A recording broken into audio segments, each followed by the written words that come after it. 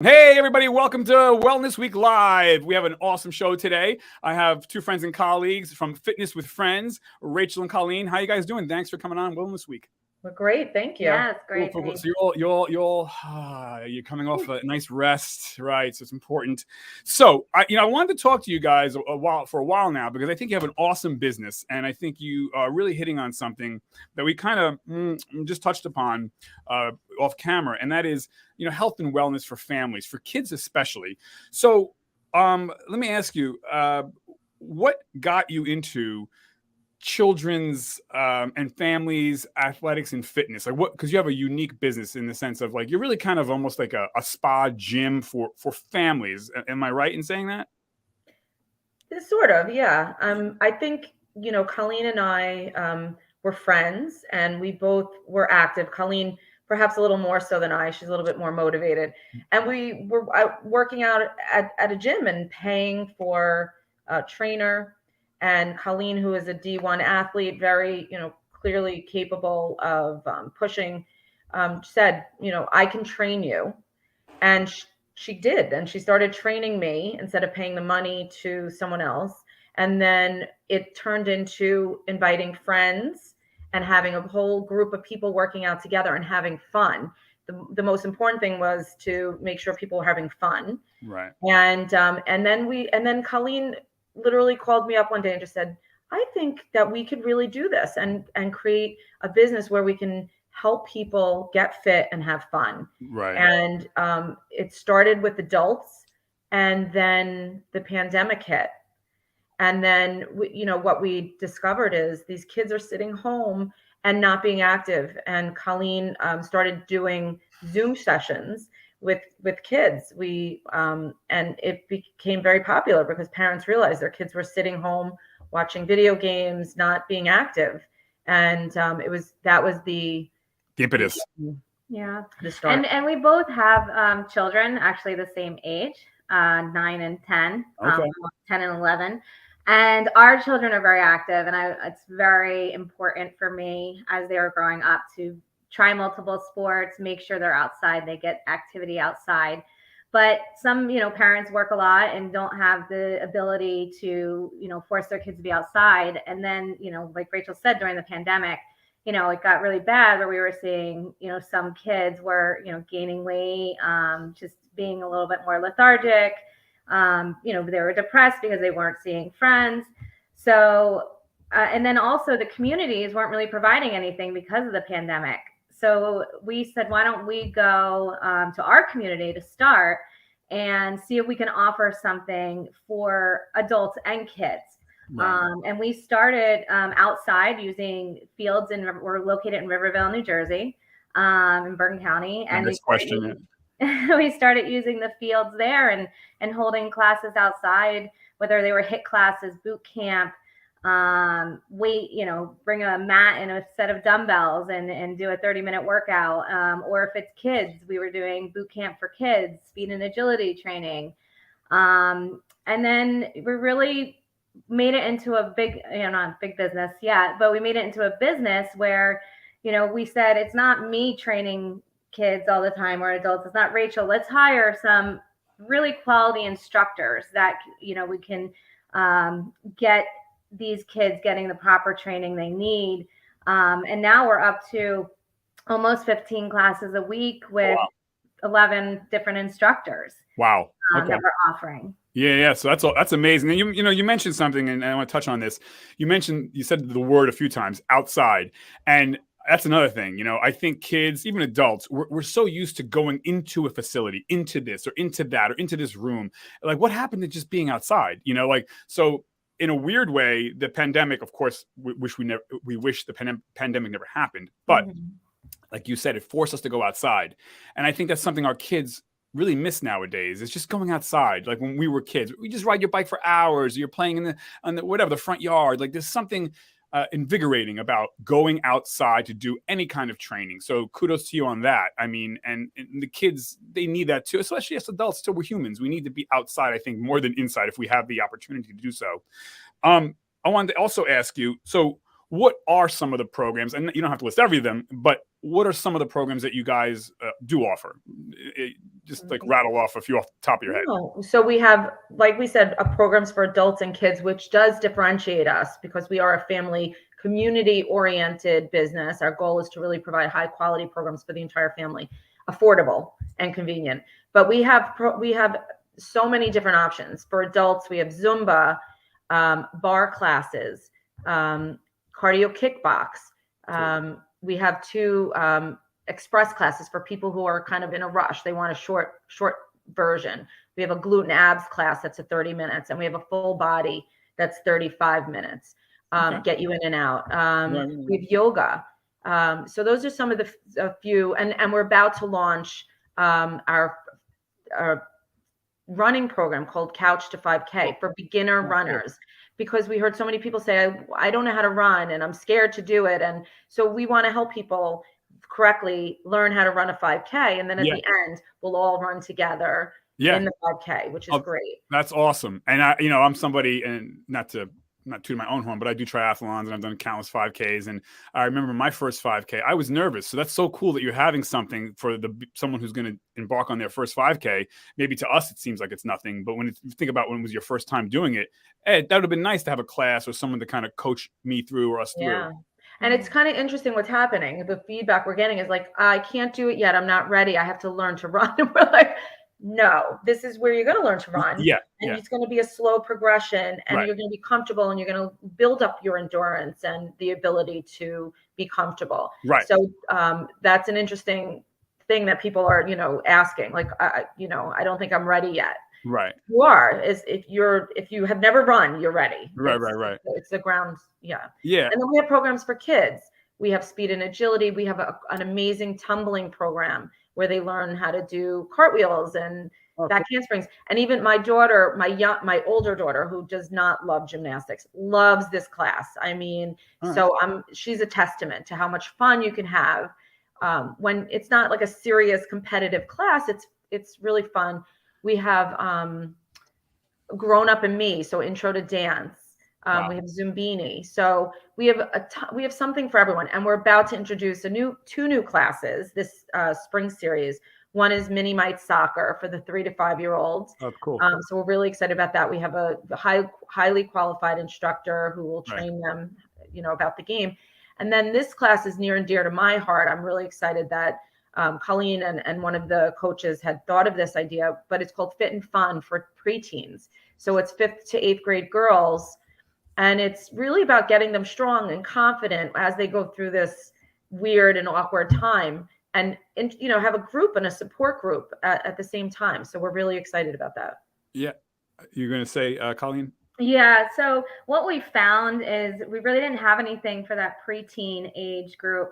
And girls and boys are, by the time you get to middle school, most kids have already specialized in a sport that they want to be in, or you have to make a team, or else you can't play. So there's not a lot for them if they haven't found their sport, or maybe they're in dance, or maybe they're in acting, but they still need to be active. So this class is really going to teach them how to take care of themselves and how to be strong and healthy as they, progress in their age. Yeah, no, I think that's great. And you touched on something. And I think if athletics does anything, and like, you ladies, I've been an athlete my whole life. I think too, I have a tennis business. And I think if athletics and getting out and moving does anything, it instills self-confidence. It's probably athletics and fitness is probably the greatest thing for our minds. We talk about mental health. I mean, when you're running or swimming or cycling or doing yoga, whatever it is, I think we forget it's not only about building muscle, but it's about building this right here. And you're talking about, the self-confidence for preteens and teens. Yeah. I mean, even adults, we forget that. I mean, we're human. And I think athletics and physical fitness, if it does anything, it strengthens the biggest muscle right up here. So yeah, kudos to you on that. Real quick, I talked about this a little bit off camera, but we throw around the word epidemic a lot, in our vernacular in our country. I mean, childhood obesity, it's an epidemic. I mean, that's not hyperbole. What are you seeing out there? Like, our kids, yeah, you know, like 10 years ago, 15 years ago versus maybe now, do you have to maybe, like you touched upon, like teaching someone how to run? I mean, you know, we joke, but I mean, do you see like the lethargicness or the sedentary lifestyle being a little bit of a hurdle where you might have to take things a little slower initially because kids are not in shape like they were in the 70s or 80s, or, you know, because of video games and internet? I mean, what are you seeing out there as it pertains to childhood obesity and kids not being in shape? Well, first off, you know, you touched on it. You know, we were talking about it earlier, Colleen and I, and then you touched on it. You know, the neighborhood play that used to exist doesn't exist anymore, and it's sad. You know, you used to just be able to go outside and run around with a whole group of neighborhood kids. Didn't matter what age they were. They lived, you know, a block, 2 blocks away. You were all playing, running, riding bikes, and that doesn't exist anymore. And you know, the advent of video games. You know, it's sad. And at the phone, right? And soda, you know, and portion sizes. You know, our portion sizes in the US are very large. This is my cup of coffee. It is the size of my head. No, I'm not kidding. I mean, you're 100% right. Our portion coffee is acceptable. Yeah, right, exactly, right. But right, you know, you don't see that. My family's from Italy. When I was there, a cup of coffee, I'm not kidding you, is like this compared to that. I mean, everything is just bigger, supersized in America. But go ahead, you were saying. But you know, at restaurants, everything, we tend to eat more. And, you know, parents who are overweight tend to have kids who are overweight because there's a culture of eating and the junk food. And so we, you know, we are super passionate about providing an outlet for families to have, not only for adults, but for their kids. And, you know, we do it in a way that makes it fun and not competitive. Yeah. And I think that's the biggest thing for us. It's not like you have to come and you have to be the best player or the best. We want it to be fun, and we're inclusive, and we want to help kids to enjoy. My daughter, who is certainly not overweight, but my older one, is not the sporty child, you know. And, you know, she comes to our classes, and I'm telling you, this child loves our speed and agility. She's sad when we have a week off, and she's like, you know, and the tumbling, and she just enjoys it because we make it fun and inclusive. And my 10-year-old, almost 11-year-old son, who's in 5th grade, plays every sport under the sun. And he begs to come to, I mean, he plays baseball and basketball and golf and flag football. He begs to come to our classes. Yeah. He gets sad when he has a practice and he can't come to our tumbling. He loves the tumbling. He loves the speed and agility as well. Yeah. So I think it's just a testament to, you know, the teachers and the coaches that we have. And then the programs that we're developing, like Rachel said, it's definitely to be inclusive. This is not a competitive space. You have enough time in your life and your other sports, you know, for competition. Yeah. The other thing I want to just point out is something, again, because we're a community-based company where we're ingrained within our town and surrounding areas, you know, it's all about being convenient and not having to go into a gym. But one of the things we do, which I think is amazing, is we have something called schools out clinics. So when there is no school, we give parents the opportunity to send their kids to a field, and we have a coach who plays field games with them, gets them running around, and they have a blast with friends. They meet new friends, but instead of them sitting on their computer, you know, it's very near and dear to our hearts, like that to help parents get their kids off the couch. Right. You know, it's bad when they're considering video games now a sport. I mean, they're broadcasting video game competitions on, I think, like ESPN or something like that. I'm like, really? I've had some people with very strong thumbs. Yeah. No, but, you know, you touched also on two things. You mentioned tumbling and competition. And look, I think we live in a culture too. And again, I've played sports my whole life. I've coached. I still coach.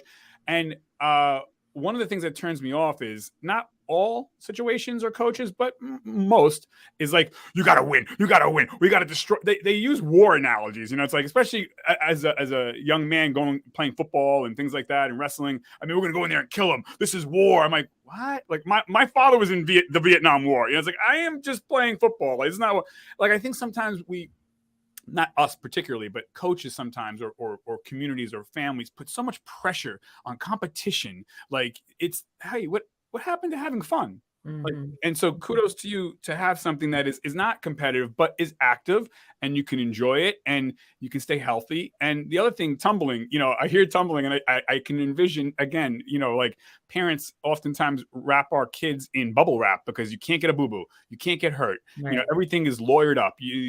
Like, and it's sad. So when you mentioned tumbling, I'm like, oh, yes, the kids can tumble. They can just literally roll around. Like, you need to do that. And yeah, you don't want to get a sprained wrist, but that's part of being a child too. Sometimes, it's okay. Mhm. Like we're not throwing you off a cliff. I mean, But so we like to avoid that, and we've had pretty good track record right. for the most part. Yes, Nobody but wants a sprained wrist, but Yeah. yeah, Well, we use the proper equipment. Our tumbling instructor is USAG certified. She's been doing this for 15 years. So we definitely make sure we hire certified, qualified people for our programs. yeah, and thanks for bringing that up too. Because yeah, I don't want to. I'm not trying to paint a picture like this is Marine Corps It's training. not a free for all. Yeah. No, right, and that's Yeah. great that you guys have the proper apparatus, the proper training, the proper facility to do tumbling safely. Mhm. But it just like I said, I heard tumbling. I'm like, yeah, when's the last time anybody tumbled? Everyone's so afraid. So that's cool that you have the safety nets in place to allow safe tumbling.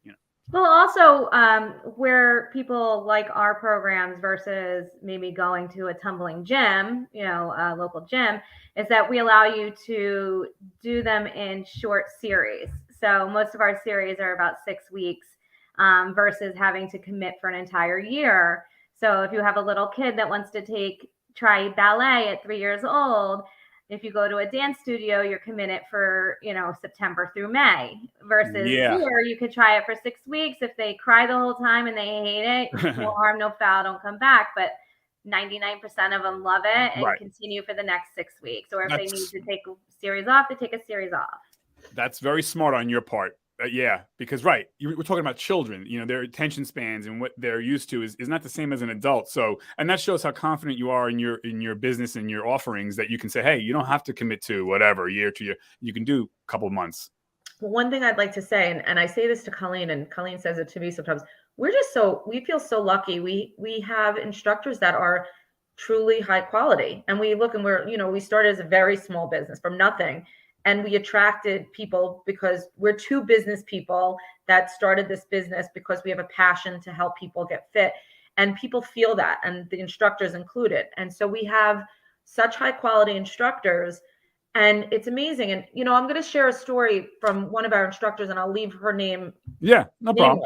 Yeah. But she said something to us about something happening, and she was interviewing for jobs. And they said, oh, you don't have the body type for our company. Wow.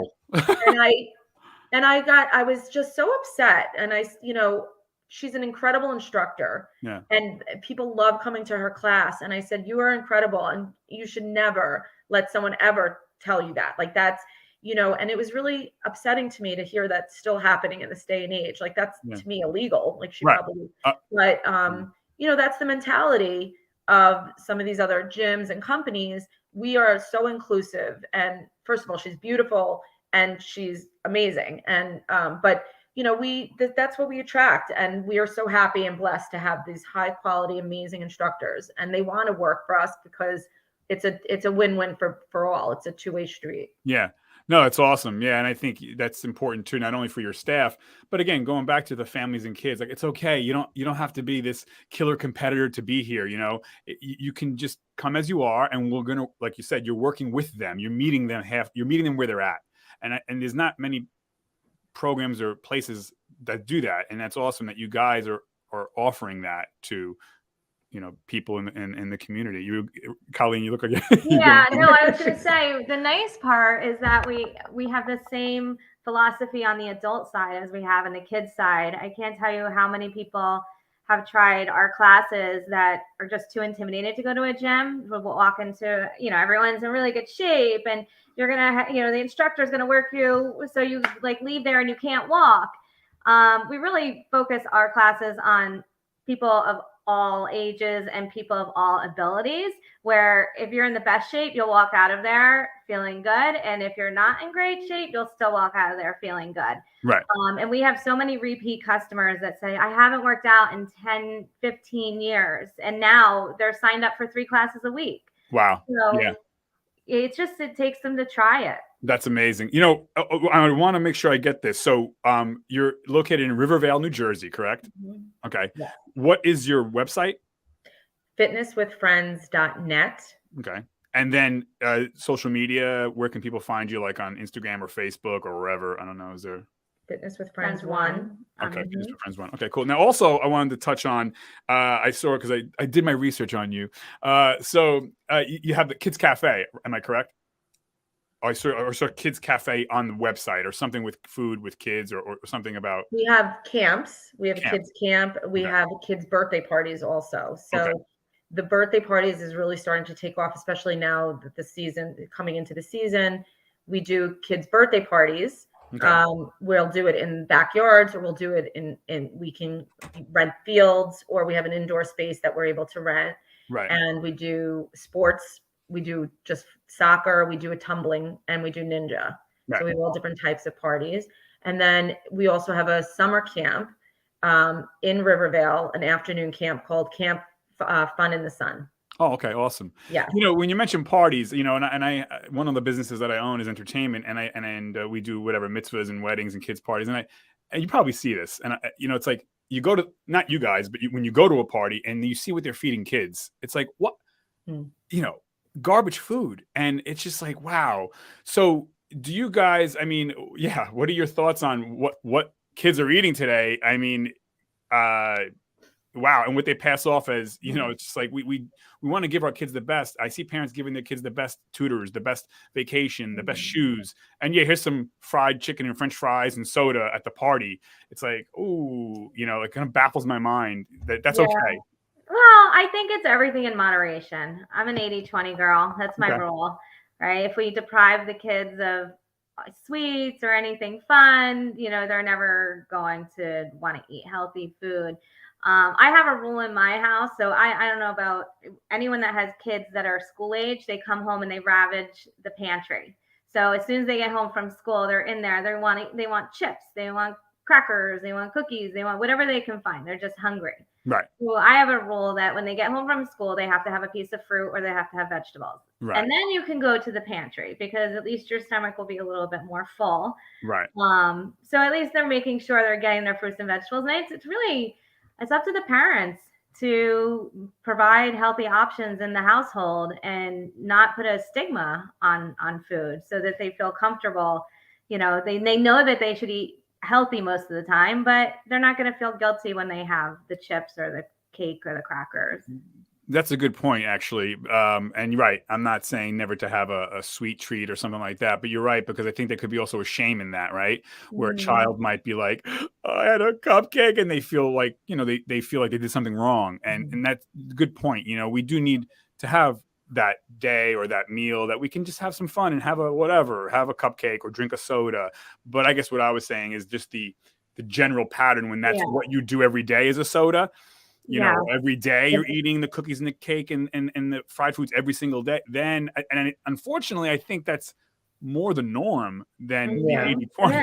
Yeah. We don't keep soda in our house. I mean, there is no soda. We have seltzer, flavored seltzer. Yeah. The kids, you know, that's what they drink. Right.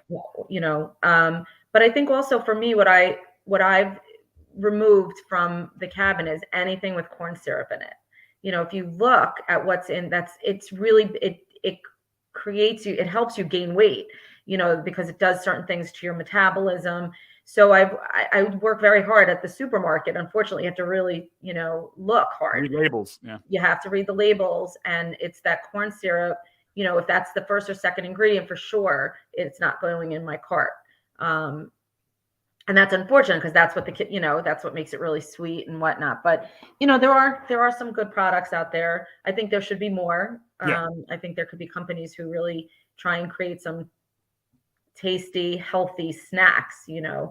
And bizarrely, there's not that much available. You know, I work really hard to try and find it. Right. Yeah, I always say go with God made, not man made. You know, Right. the orange is always going to be better to eat the orange than drink the orange juice. You know, so Mhm. it's the other thing I was going to say is that as it pertains to going kind of backtracking a little bit, you guys are parents. I think the most powerful thing a child can see is mommy and daddy or grandma and grandpa, whoever.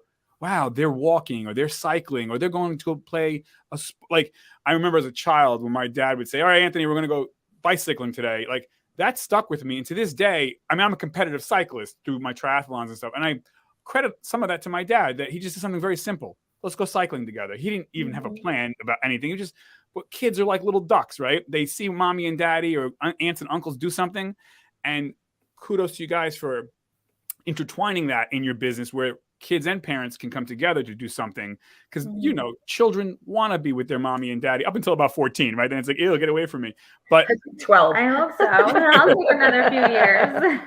yeah. But I mean, it's important that we, don't talk it, but walk it, like literally, show our children, if you don't want your kid to smoke, then you don't smoke. If you want your kid to be active, you got to be active and you don't have to say much, just do it.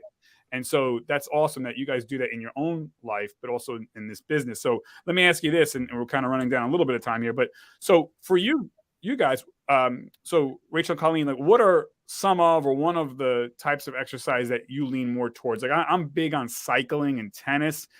Those are my two main forms of exercise, maybe walking. So what about you? Like Rachel, we'll start off with you. Like what's one of the type of exercises that you kind of lean on mostly that you like, I guess. Well, I love walking, but I love Zumba. That was my big thing. I said to Colleen, we have to offer a Zumba class because that brings me joy and happiness. I just go in and the music starts. And so that I love that. So, and I teach a glute and abs class. So I like that. It's a half hour quick. I love teaching. It gets me like, it changes my whole perspective on working out for that day. Right. So that's more me. I mean, I love competitive sport. I mean, I love playing soccer. I don't do it anymore. Right. But I'm those are the three that I gravitate to the most. All right. What about you, D1 Colleen? I don't play field hockey anymore. I teach it. I run a clinic here at Rivervale now for elementary school kids. But no, I stick to what I know at my age.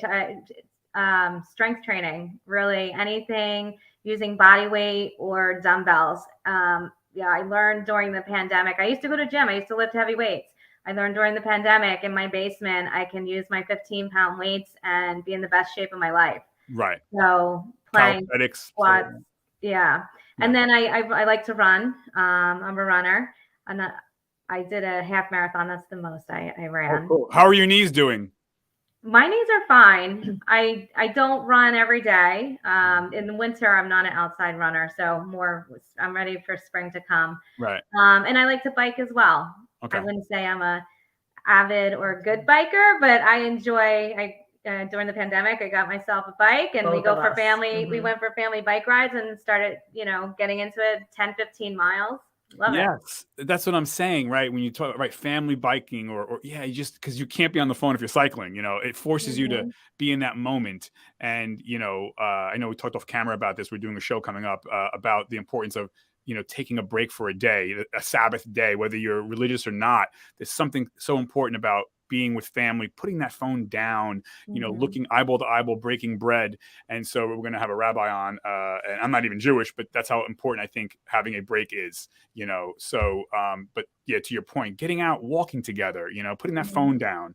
You mentioned, real quick, we have a couple more minutes. You mentioned the shorter classes, and I think that's great too. Half-hour class. I think sometimes people who are not well gymmed or have never joined a group or something, they may be intimidated by, am I going to have to work out for 10 hours? Hey, you can do 30 minutes. It's okay.